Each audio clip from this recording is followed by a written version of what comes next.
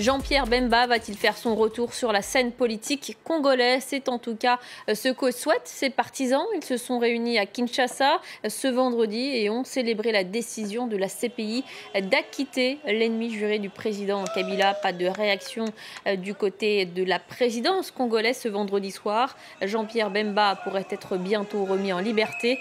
Retour sur ce verdict surprenant avec Maud Julien. C'était la peine la plus lourde jamais infligée par la Cour pénale internationale. Jean-Pierre Bemba, ancien vice-président congolais, homme d'affaires et chef de guerre, devait purger 18 ans de prison pour crimes de guerre et crimes contre l'humanité commis par des troupes de son mouvement, le MLC, envoyé en République centrafricaine voisine pour y soutenir le pouvoir en place en but à une rébellion. Il a finalement été acquitté.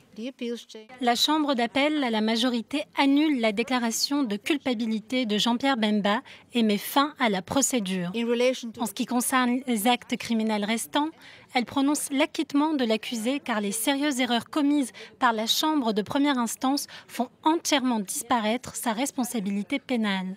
Un revirement spectaculaire alors que plus de 5000 victimes centrafricaines avaient porté plainte pour meurtre, viol et pillage. Mais les juges de la CPI ont estimé que Jean-Pierre Bemba avait pris des mesures pour tenter d'empêcher et de punir ses troupes. À l'époque des faits, il a adressé une lettre aux autorités centrafricaines et il a ordonné une enquête au sein de son propre mouvement. L'annonce de son acquittement a provoqué l'euphorie de ses supporters à Kinshasa qui espèrent qu'il sera candidat à la prochaine élection présidentielle. Il va reprendre sa vie politique normale.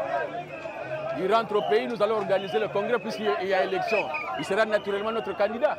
Comme j'ai toujours dit, j'ai toujours réduit que le président Jean-Pierre Bemba a été arrêté d'une manière politique. Et politiquement, notre président vient de quitter la CPI pour rentrer dans son pays. Jean-Pierre Bemba reste pour le moment en détention car il est mis en cause dans une affaire de subornation de témoins, mais la Chambre d'appel a demandé sa libération rapide.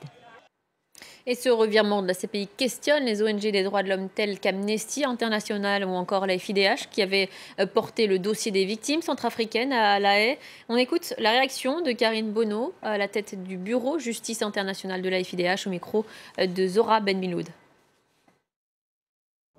Quelle a été votre réaction au verdict de la Cour pénale internationale ? Une grande réaction de tristesse, de consternation, de colère aussi.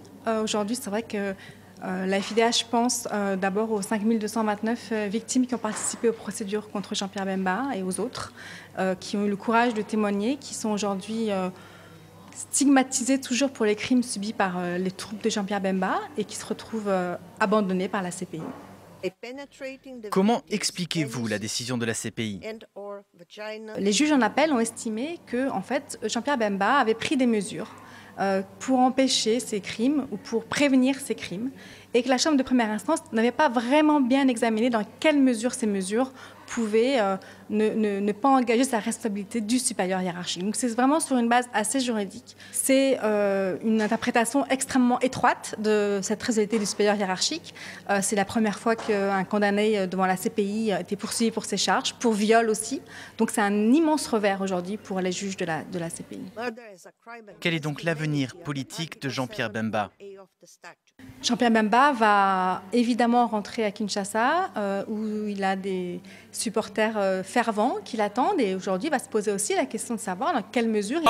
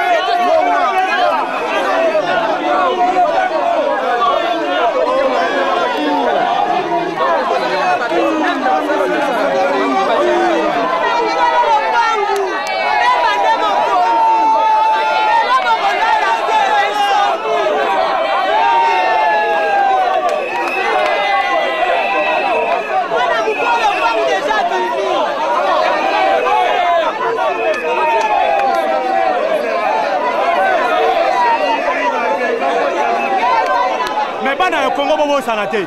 Bemba talaka montre pamba.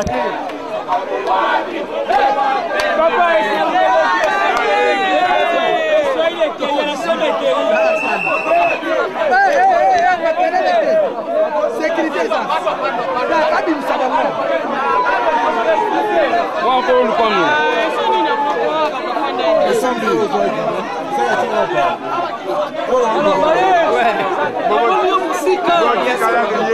Ah, moi la baie.